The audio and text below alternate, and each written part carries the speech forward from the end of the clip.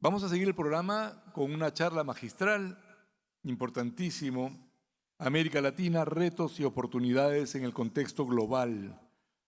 Esta ponencia está a cargo de la señora Verónica Frisancho, gerente de conocimiento del CAF, del Banco de Desarrollo de América Latina y el Caribe.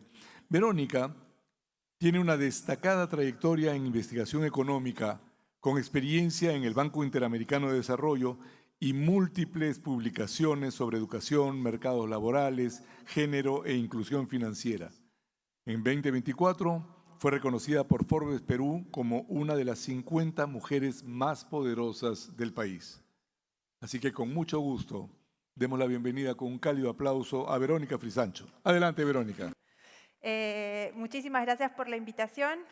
Yo estoy con CAF desde hace 2 años y medio más o menos. Los que no nos conocen, somos un banco de desarrollo pensado para la región, por la región, y donde los países miembros son los mismos que aportan el capital y los mismos que se benefician de ese crédito. Entonces, en ese contexto, es un banco de desarrollo muy diferente a otros que existen atendiendo la región. El día de hoy yo quería contarles un poco lo que es la visión global de la región, empezando por los cambios que ha habido en un contexto mundial muy incierto que atravesamos ahora, y luego aterrizar un poco en cómo esto afecta el contexto de las MIPYMES en Perú y en la región también. Lo que entendemos desde CAF es que el modelo de producción que hemos venido viendo hasta ahora, el que tenemos desde la revolución industrial y que hemos venido manteniendo como países en el contexto global, es un modelo que ya no es más sostenible. Es un modelo de desarrollo que sí aprovecharon las economías que hoy en día son desarrolladas y crecieron en base a ese modelo, pero es un modelo que nosotros mismos, como países en proceso de desarrollo, en vías de desarrollo, no vemos que sea factible seguir aprovechándolo. Y entonces el momento en el que estamos es el de un desarrollo incompleto y en el cambio necesario de un paradigma de crecimiento y de desarrollo que tome en cuenta la sostenibilidad de nuestros recursos naturales, pero al mismo tiempo entendiendo que esa crisis ambiental que enfrentamos ahora no fue ocasionada necesariamente por nosotros, que obviamente no generamos la mayor parte de las emisiones, y hay una desigualdad también en los impactos. El punto es que el punto central que quería hacer con esta primera parte de la presentación es que el modelo actual de producción y consumo ahora es insostenible, y justamente en esta transición es que tenemos que encontrar una nueva forma de crecer, una nueva forma de desarrollarnos, aunque no parezca justa para los países que no crecimos o no nos desarrollamos con ese modelo. Lo que está pasando hoy en día además agrega la complejidad del asunto, que es que enfrentamos un entorno internacional sumamente complejo. La palabra que más se menciona en los últimos 6 meses es incertidumbre. Incertidumbre de todo, ¿no? Incertidumbre política, incertidumbre económica. Hay una gran volatilidad y un riesgo grande generado básicamente por cambios en la política económica en general, política migratoria también de los Estados Unidos. Esta elevada incertidumbre obviamente se traduce en mucha timidez a la hora de decidir producir y consumir y de invertir sobre todo, lo cual genera un entorno sumamente complejo para los países desarrollados, pero también tiene implicancias para los países en vías en desarrollo. Al mismo tiempo, hay una gran moderación de las expectativas de crecimiento a nivel global. Hay una reducción gradual de la inflación, pero con distintos impactos a través de las distintas economías. De hecho, hay tendencias inflacionarias mucho más presentes en Estados Unidos que en Europa, por ejemplo, pero en general lo que se espera es que en este año, en el 2025 y en los próximos años, la tasa de crecimiento global sea baja todavía. Y esto se suma a tasas de interés que se mantienen altas, tasas de interés que subieron mucho durante la pandemia y que los bancos centrales, guiados por los movimientos del FED, empezaron a reducir muy tímidamente y que todavía se mantienen a niveles históricamente altos, con un dólar que se ha debilitado con todos estos shocks económicos por parte de Estados Unidos. Es una moneda que antes era el depósito de valor más importante, pero que se ha depreciado frente a otras monedas y que entonces podría tener otros efectos financieros. A nivel regional, lo que encontramos es que hay muchas agendas pendientes, algunos desequilibrios todavía por resolver. En primer lugar, el balance de riesgo sobre el crecimiento está sesgado a la baja. Tenemos unas notables diferencias entre los distintos países de la región, pero en general se espera que las tasas de crecimiento se mantengan bajas en el 2025, alrededor del 2% como promedio regional, y se anticipa que la inflación promedio empiece a acelerarse, liderada por algunos países en particular dentro de Latinoamérica y el Caribe. A esto se suma un problema que es mal regional, después vamos a ver en el caso particular del Perú, que es la dificultad para consolidar un balance fiscal adecuado, ¿no? Y el problema es que siempre tenemos como herramienta la política monetaria, pero en un contexto de tasas de interés altas y que el FED mantiene todavía las tasas de interés altas, la política comercial tiene poco margen de maniobra para ayudar a contrarrestar estos desbalances fiscales. En último lugar, lo que tenemos es que todos estos shocks comerciales, que quizás es aquí donde hay una conexión mucho más directa de lo que pasa en lo global con las MIPYMES, es que el impacto de choques globales a través de tarifas es relativamente menor que en otras regiones, ¿sí? Ahora vamos a ver por qué los males de antes nos han generado esta resiliencia frente a los shocks de política comercial desde Estados Unidos. Obviamente los impactos siempre van a ser heterogéneos dependiendo de las estructuras productivas de los distintos países de la región, pero en general Latinoamérica y el Caribe frente a otras regiones como Asia, por ejemplo, ha quedado mejor parada ante estos cambios en las tarifas que imponen Estados Unidos a nuestras exportaciones. En el caso de Perú, y esta es una historia que probablemente contamos varios a través del paso de los años y esperamos que siga siendo así, Perú muestra resiliencia en un entorno que se ha complejizado muchísimo más en los últimos meses. Todavía tenemos una perspectiva de crecimiento moderada ante esta incertidumbre global y las elecciones que se van a realizar en el 2026, pero en general se espera que los niveles de crecimiento para el 2025 sean de alrededor del 3%, sobre todo empujados por un incremento en la demanda nacional liderado por el consumo y la inversión. Tenemos un Banco Central que es autónomo y que nos ha generado muchas ventajas a nivel de mantener la inflación en los rangos necesarios. No tenemos ninguna presión inflacionaria actualmente como país, al menos no que se destaque dentro del promedio regional. Y el problema central es seguir manteniendo el déficit fiscal dentro de los compromisos establecidos. En términos de deuda pública, el Perú es el que tiene el ratio de deuda con PBI más bajo de toda la región. En ese sentido, ha habido muchos avances y progresos en mantener la deuda pública baja y sostenible en el largo plazo. Y entonces, volviendo al punto de los aranceles, ¿dónde quedamos como país parados frente a esta guerra comercial que básicamente se da entre Estados Unidos y China, pero que está teniendo repercusiones globales en todo el mundo? En primer lugar, creo que vale la pena destacar que Perú tiene una amplia red de acuerdos comerciales que le dan algún tipo de maniobra y de resiliencia. Si se fijan en lo que ha venido ocurriendo, Estados Unidos impuso una serie de aranceles y luego generó espacios de negociación bilaterales con cada una de las economías afectadas o con bloques de economías. Entonces, la red de acuerdos comerciales y la red institucional que nos permiten estos acuerdos es una buena salida para tratar de mantenernos resilientes en este contexto. En segundo lugar, se genera por el tipo de estructura productiva que tenemos algunas ventajas de desvío de comercio que pasó en guerras comerciales anteriores, cuando entre estas dos economías grandes están peleando. Por ejemplo, las exportaciones de soja desde Brasil empiezan a tomar más relevancia porque ya no están llegando de la misma manera que llegaban antes del incremento de tarifas. Cuando se le ponen impuestos a las economías asiáticas y el café no está llegando de Vietnam, esto puede generar también una oportunidad de desvío de comercio desde Perú hacia nuevos mercados donde antes no tenía esa demanda.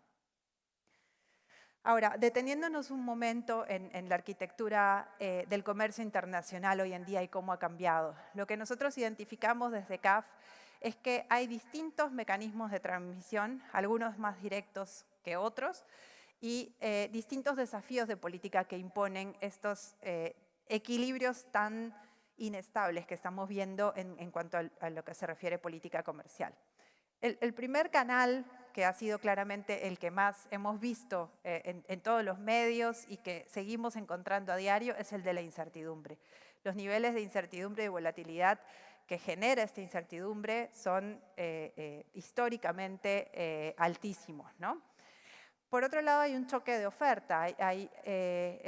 Esta guerra comercial lo que ocasiona también es una desaceleración global, una desaceleración de las economías a nivel global, lo cual genera una menor oferta porque las cadenas de producción se ven interrumpidas, porque hay más dificultad para hacer esta transacción de insumos básicos para que se mantenga la oferta donde estaba antes.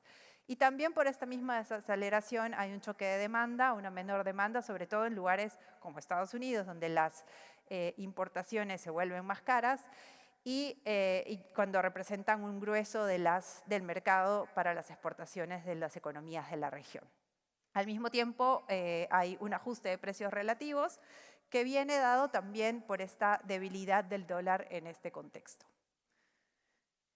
Ahora, en Latinoamérica y el Caribe los potenciales impactos van a ser desiguales, dependiendo de la exposición que tenga cada uno de los países a el comercio con Estados Unidos y al comercio con otras regiones, ¿sí? Pero lo que sí queda claro es que de tener un arancel promedio de 2.5, ahora enfrentamos uno de 11.5 como región, ¿sí? Se ha cuadruplicado el arancel que estamos enfrentando como exportadores y entonces eso genera una gran pérdida de competitividad. En términos absolutos, ¿no? El cambio para nosotros.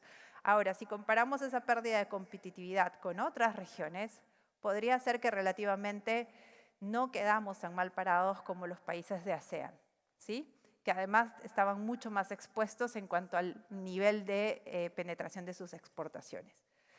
Los impactos indirectos que son claros, que podemos identificar que están ocurriendo, es que en general hay una menor demanda global y además, como somos exportadores de commodities, hay una caída de precios de commodities que nos afecta directamente debido a esta desaceleración de la demanda global. Hay otra serie de impactos indirectos que todavía están por definirse y justamente como la política comercial sigue cambiando y sigue habiendo renegociación tras otra del lado de Estados Unidos con otros países, todavía distinguimos estos impactos indirectos como inciertos. El primero es el aumento de la volatilidad financiera, de nuevo metiendo en la balanza un dólar más débil, quizás este efecto se modera un poco. Y lo mismo para los flujos de inversión extranjera directa, ¿sí? Que todavía no hemos visto grandes cambios en esos flujos, ni hacia la región ni al Perú en particular. Entonces, un mensaje clave que creo que es importante entender del contexto de esta resiliencia es que de la amenaza que generaba este entorno mucho más agresivo y que cambia un paradigma al que estábamos acostumbrados de lo que era la política comercial global, es pasar a la oportunidad. Lo que alguna vez fueron nuestras maldiciones o lo que escuchábamos probablemente en congresos previos similares a este era que no teníamos un alto nivel de integración, que no estábamos integrados en las cadenas de valor global, que estábamos exportando solamente materias primas, pues todos estos males son los que nos han generado algún tipo de protección frente a la guerra comercial actual.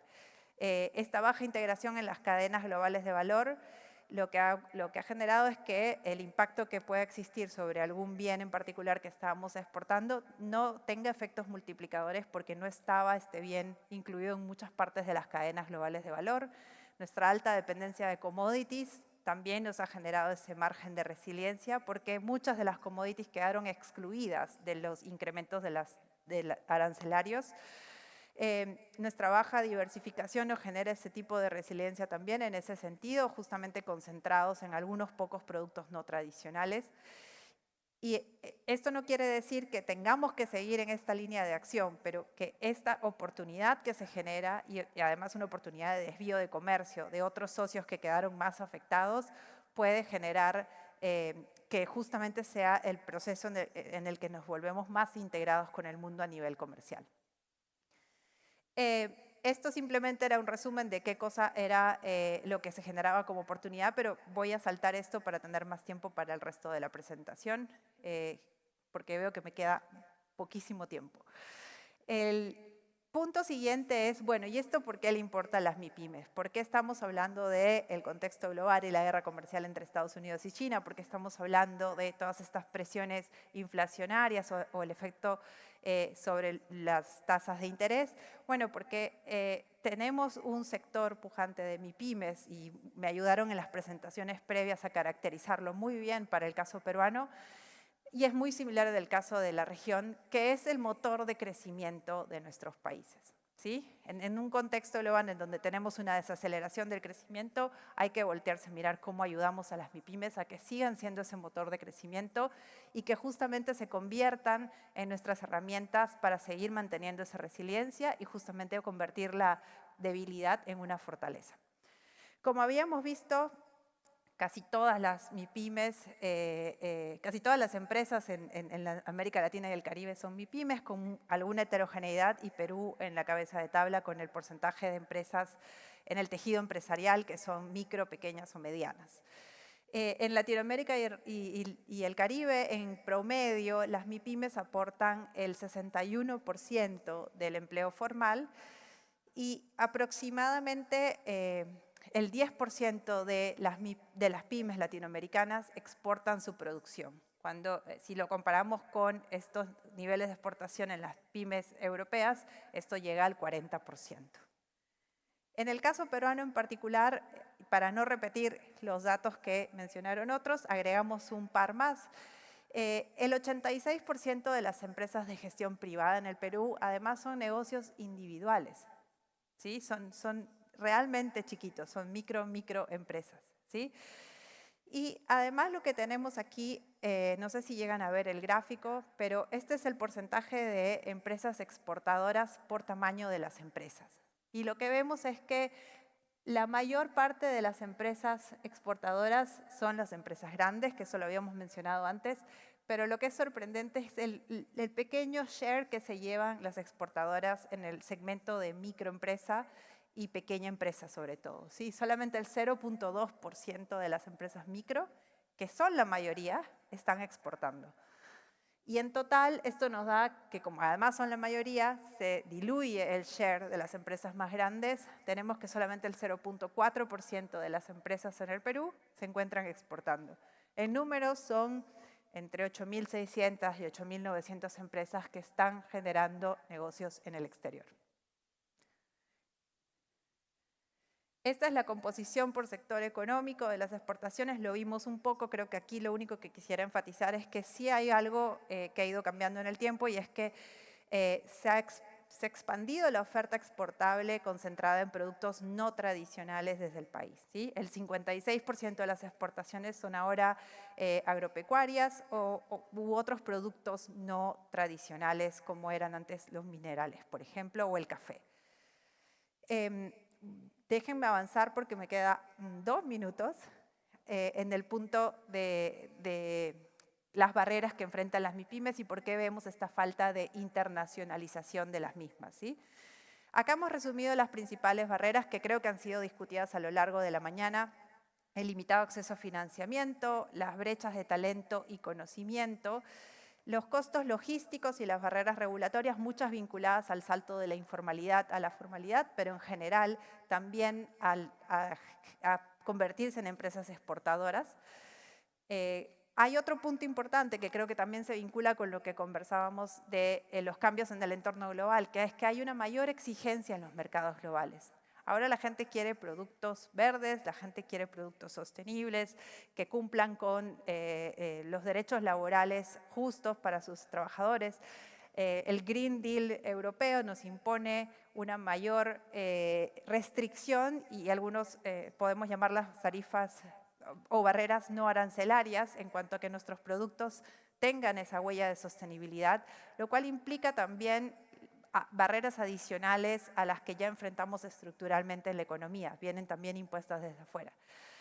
A eso se suma un bajo nivel de innovaciones. Somos de las regiones, y Perú tampoco se salva en ese promedio regional, que menos innovamos y que menos adoptamos innovaciones por más que no se produzcan en casa. El rol de nosotros, CAF, de la banca de desarrollo en general, de la banca multilateral de desarrollo, es tratar de canalizar recursos, pero no solamente dinero, sino también conocimientos, capacitación, influir sobre las políticas públicas. Tenemos también un rol de formador de funcionarios públicos desde la gerencia de conocimiento en particular. Y entonces en este contexto yo quería contarles un par de iniciativas que tenemos en concreto con las MIPYMES. En primer lugar, tenemos desde hace varios años, desde el 2019 más o menos, el Laboratorio de Inclusión Financiera, ¿sí? A través de este laboratorio básicamente hacemos un concurso y se invita a proyectos. Cada año va cambiando la temática. De hecho, mencionaban en uno de los paneles la temática rural. Este año el concurso fue enfocado en proyectos rurales, en donde se trata de probar y experimentar, por eso el nombre del laboratorio, cómo encontramos productos y servicios financieros innovadores, cómo hacemos alianzas con otras instituciones que permitan llegar a estos proyectos sin financiamiento y sin recursos para ejecutarse. El otro aporte de CAF en esta línea a las MIPYMES es el programa Pymes Verdes de LAC, en donde CAF actúa como banco de segundo piso, le da los recursos a un banco local para justamente fomentar e impulsar proyectos que ayuden a mitigar el cambio climático y que tengan soluciones con energías renovables, en eficiencia energética, cambio en el uso del suelo.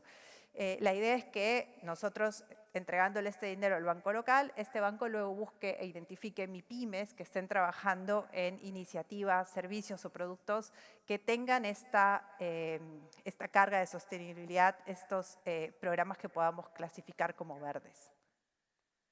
Hasta ahora el impacto ha sido grande de este programa y los impactos esperados son que podamos reducir en 10 millones de toneladas de CO2 emitidas y las líneas de crédito todavía se consideran que van a seguir creciendo en los próximos años desde el brazo del sector privado de CAF. Para cerrar, porque veo que se me acabó el tiempo y me quedé con muchas cosas que decirles, yo solamente quería salirme un poquito del script y hacer un balance de lo que escuché esta mañana. Creo que el tema de informalidad es clave y por eso, de hecho, estamos trabajando en un reporte de economía y desarrollo para el próximo año sobre informalidad laboral en particular.